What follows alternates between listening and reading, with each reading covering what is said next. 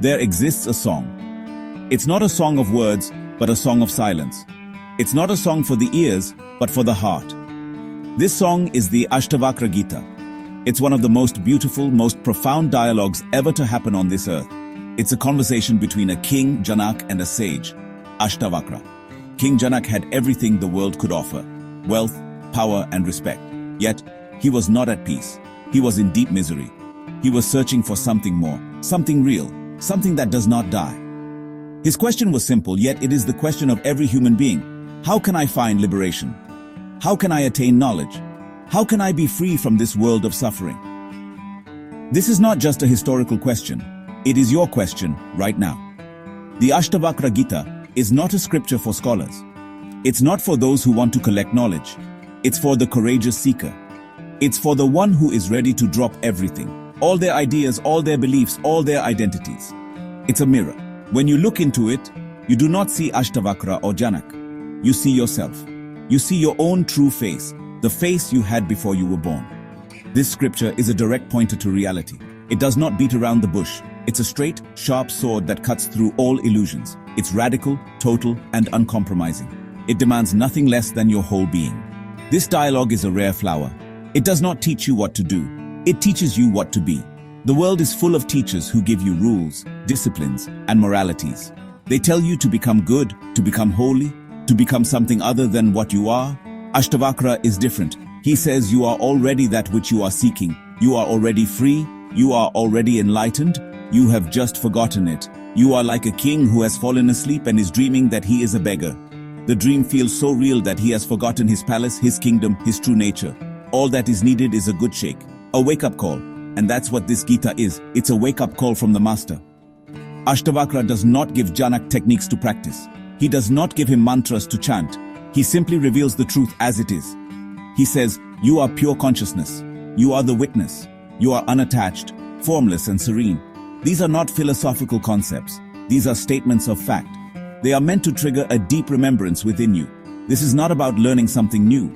It's about unlearning all the lies you have been told about yourself. It's an invitation to come home, to rest in your own being, to celebrate the freedom that is your very nature. It's the ultimate song of the self.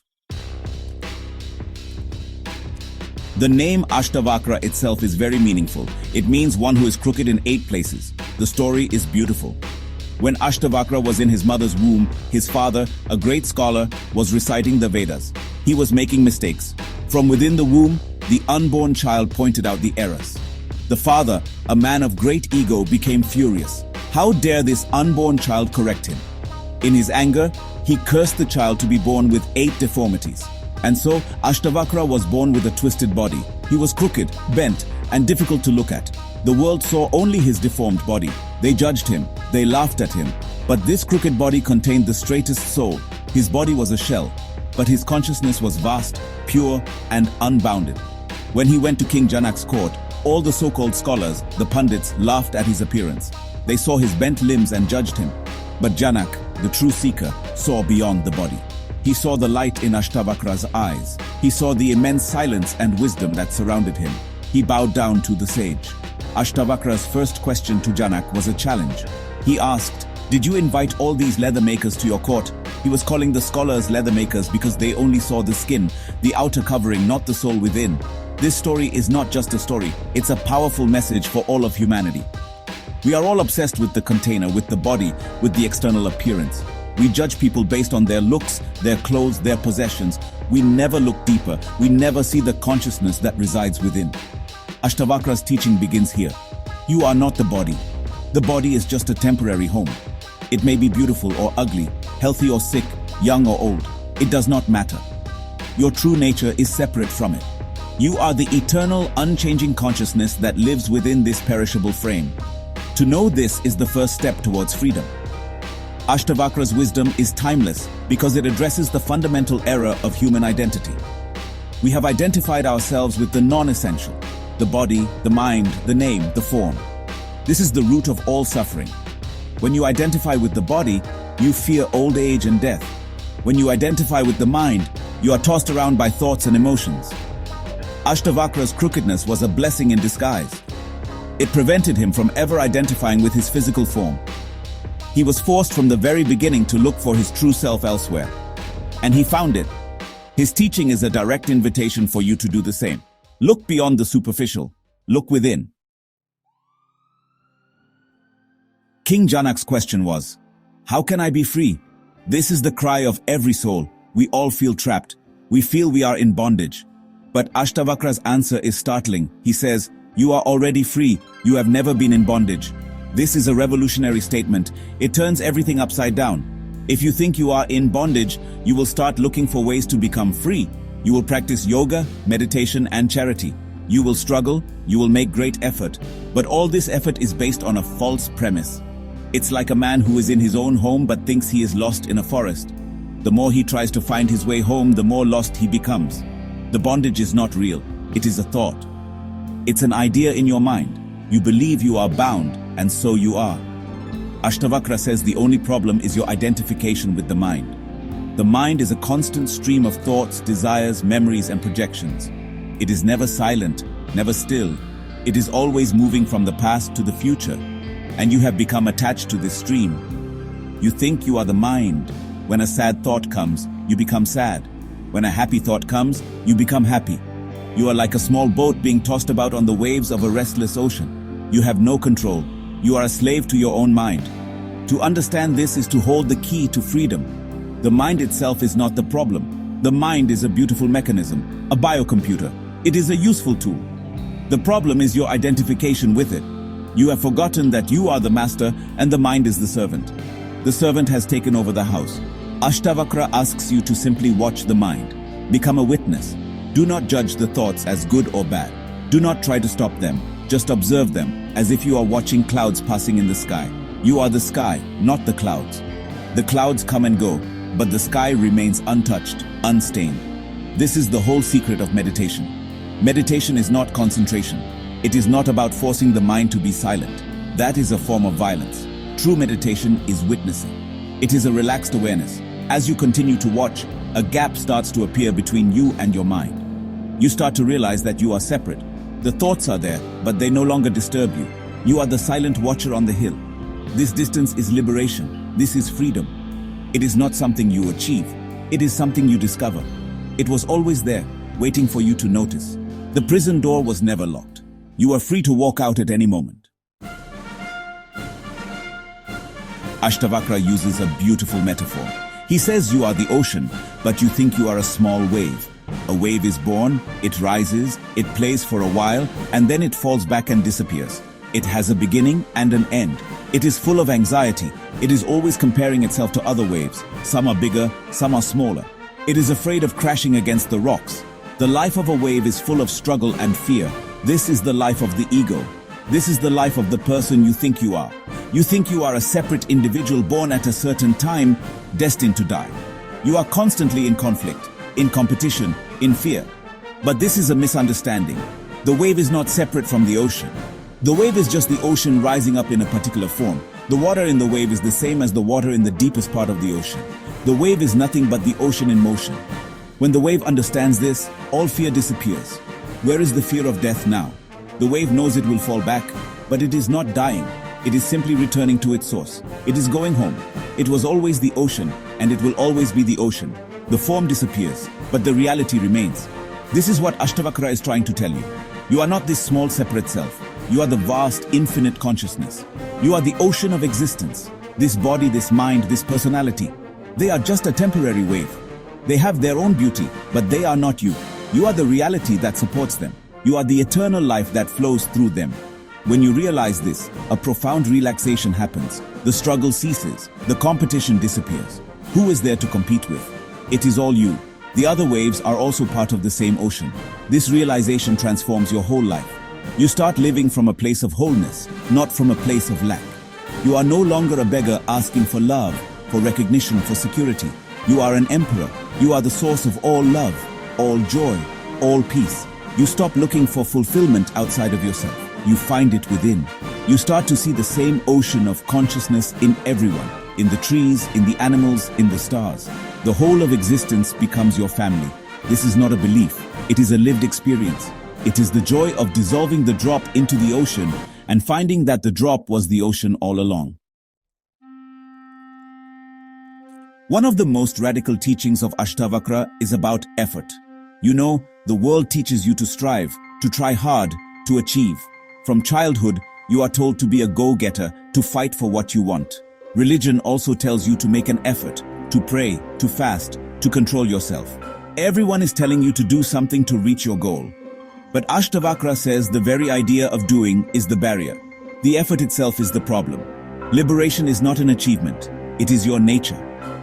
How can you achieve something that you already are? You can only relax into it. You can only let go. Imagine you are holding a heavy rock in your hand. Your arm is hurting, your whole body is tense. You go to many teachers and ask, how can I relax my arm? One teacher tells you to practice breathing exercises. Another tells you to chant a mantra. A third tells you to stand on your head. You try all these things, but the pain remains because you are still holding the rock. Then you meet Asthabakra. He looks at you and says, just drop the rock. It is so simple that you cannot believe it. You have become so accustomed to the effort of holding that you have forgotten how to simply open your hand. The rock is your ego. It is the idea that I have to do something. It is the constant tension of becoming. You want to become enlightened. You want to become peaceful. You want to become loving. This becoming is the rock. Ashtabakra says, stop trying to become, just be. Be here now. In this very moment, without any effort, you are perfect, you are whole, you are free. Just recognize it. Let go of all the struggle. Drop the rock of becoming, and you will find that you are already where you want to be. The peace you are searching for is not in the future. It is in the letting go. This is the art of Wu Wei, as the Taoists call it, effortless action, or actionless action. It means living in such deep harmony with existence that your actions flow naturally, without any sense of a doer. You are not making them happen. They are happening through you. You become a hollow bamboo flute, and existence sings its song through you. This is not laziness. It is the highest form of intelligence. It is allowing the universal intelligence to function through you. When you let go of your small personal will, you become aligned with the will of the whole, and then life becomes a dance, a celebration, a play. Ashtavakra's teaching is very direct. It's not about, complex philosophies. It's about a simple, practical truth. He gives Janak the master key, and this key is Sakshi Bhav, the state of the witness. He says, you are the witness, separate from all that you see. This is really the core of his message. It's a technique, yet at the same time, it is not a technique. It is honestly the simplest thing in the world. Whatever is happening, just watch it. You're walking on the street. Watch your body walking. You're eating. Watch your body eating. You're thinking. Watch your thoughts passing like traffic on a road. You're angry. Watch the anger rising in you like a dark cloud. The key is not to get involved. Do not identify with what you are watching. Do not say, I am angry. Say, I am watching anger. This small shift in language creates a huge difference in your experience. The moment you say, I am watching anger, you have created a distance. You're no longer the anger. You are the consciousness that is aware of the anger. The anger is an object, and you are the subject. The anger is a passing phenomenon, but you, the watcher, are permanent. This is the secret. The watcher is your true self. It is the center of the cyclone. The cyclone may be raging all around, but the center is always silent and still. This practice of witnessing can be done anywhere, at any time. You don't need to go to a monastery or sit in a special posture. You can be a witness while you're working in the office, cooking in the kitchen, or talking to a friend. It is an inner attitude. It is a constant remembrance of who you are.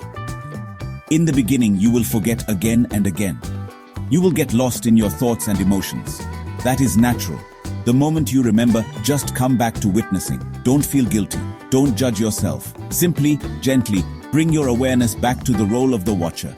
With practice, this witnessing becomes more and more stable. It becomes your natural state. And a miracle happens. The things that used to disturb you lose their power. Anger comes, but it cannot possess you. You watch it, and by the very act of watching, it dissolves. Sadness comes, but it cannot make you sad. You watch it with compassion and it passes. You become free from the tyranny of your own mind and emotions. You are in the world, but not of the world. You are like a lotus flower, which grows in the muddy water, but remains untouched by it. This is the freedom Ashtabakra speaks of. It is here and now, available through the simple act of witnessing. A common misunderstanding is that to find peace, one must renounce the world. People think, they have to leave their families, their jobs, and go to the Himalayas. They believe that the world, the marketplace, is the problem. Ashtabakra and I both say this is a deep fallacy. The world is not the problem. Your mind is the problem. You can go to the Himalayas, but you will carry your mind with you. Your anger, your greed, your jealousy, they will all pack their bags and go with you. You'll just find new objects for them. Instead of being angry at your boss, you will be angry at another monk. Running away is not the solution. The real transformation has to happen where you are. The marketplace is the perfect place for spiritual growth. It is a fire that can burn away your impurities. It provides constant opportunities to practice awareness, to practice witnessing. When someone cheats you in business, it is a great opportunity to watch your anger and greed. When you face failure, it is an opportunity to watch your ego. When you are surrounded by noise and chaos, it is an opportunity to find the silence within. The world is a challenge, a mirror that shows you your own face. To escape from it is to escape from the greatest opportunity for growth. The goal is not to become a stone, indifferent to the world. That is a kind of death. The goal is to be in the world with a new quality of consciousness. You can still love your family, but your love will not be a possessive attachment. It will be a free-flowing compassion. You can still do your work, but you will not be driven by ambition and greed. You will work with a sense of playfulness and creativity. Your actions will come from a place of fullness, not from a sense of lack. You will be in the world, but the world will not be in you. You will be centered in your own being, a silent pool of peace amidst all the turmoil. I call this Zorba the Buddha. Zorba is the man of the earth, who loves to sing, dance, and enjoy all the pleasures of life. The Buddha is the man of consciousness, of silence, of meditation. The old humanity has tried to keep them separate. The spiritual person was supposed to be anti-life, and the worldly person was supposed to be unspiritual. I say this division has created a sick humanity. The new human being will be a synthesis of both. He will have the joyfulness of Zorba and the silence of the Buddha. He will live in the marketplace, but his inner temple will be a place of deep meditation. This is the ultimate flowering of human potential. I looked at the Asthabakra Geeta not as an ancient text but as a living fire. I saw it as a call for a rebellion. Not a political rebellion, not a social rebellion, but a rebellion of the individual spirit. It is a rebellion against all the cages that society has created for you. The cages of religion, of nationality, of morality. It is a rebellion against your own past, your own conditioning, your own mind. It is a declaration of freedom. It is saying, I will not be a slave to any ideology. I will not follow any scripture blindly. I will find my own truth. I will live my own life. For me, the teachings of Ashtabakra are not meant to create followers. They are meant to create masters. A true master does not want you to imitate him. He wants you to become yourself. He wants you to be so totally free that you don't even need him anymore. My whole work was to push you out of the nest, to force you to fly on your own wings. I used the words of Ashtabakra like a sword to cut your attachments, including your attachment to the master himself. I said, the day you can laugh at me, the day you can go beyond me, that will be the day you have understood me. This is a very different approach from traditional religion. Traditional religions are based on belief and obedience. They give you commandments and dogmas. They want you to have faith in something outside of yourself. I say, following the spirit of Ashtabakra, that belief is a poison. Belief means you don't know, but you are pretending to know. It is a substitute for real experience. I encourage doubt. I encourage you to question everything, to be skeptical, until you have experienced the truth for yourself. Your own experience is the only authority. This is the essence of a rebellious spirit. This path is not for the timid. It requires immense courage. It means standing alone. It means dropping all the comfortable securities that society provides. You have to be ready to be misunderstood, to be condemned. But the reward is immeasurable. It is the reward of authenticity. It is the joy of living a life that is truly your own. It is the ecstasy of discovering the God within you, not in some holy book or ancient temple, but in the beat of your own heart. My vision is for a world of individuals who are rooted in their own being, who are rebels in the truest sense, not fighting against anything, but living for freedom, for love, for truth. The journey that begins with Janak's question ends in a profound silence. It is not an empty silence. It is a silence that is full of music, full of light, full of bliss. It is the discovery of your own inner sky. Ashtabakra's final message is one of pure celebration. There is nothing to be done, nothing to be achieved. You are already that which you have been seeking. The search is over. The seeker has disappeared. Only the seeing remains. This is enlightenment. It is not a magical event that happens in the future. It is the simple recognition of your eternal nature, right here, right now. This is an incredibly uplifting and encouraging message. It means that freedom is your birthright. It is not reserved for a chosen few. It is available to everyone, regardless of their background, their education, or their past actions. You don't have to be a saint. You don't have to be perfect. You just have to be courageous enough to look within. You just have to be willing to drop the false identities that you have been carrying for so long. The treasure is already within you. You have just been looking for it everywhere else. Stop looking, stop searching, and see. The path of self-realization is a journey from the head to the heart. It is a journey from thinking to feeling, from doing to being. It is a process of unlearning. You have to unlearn all the noise, all the clutter that you have accumulated. You have to become innocent again, like a child. A child lives in the moment.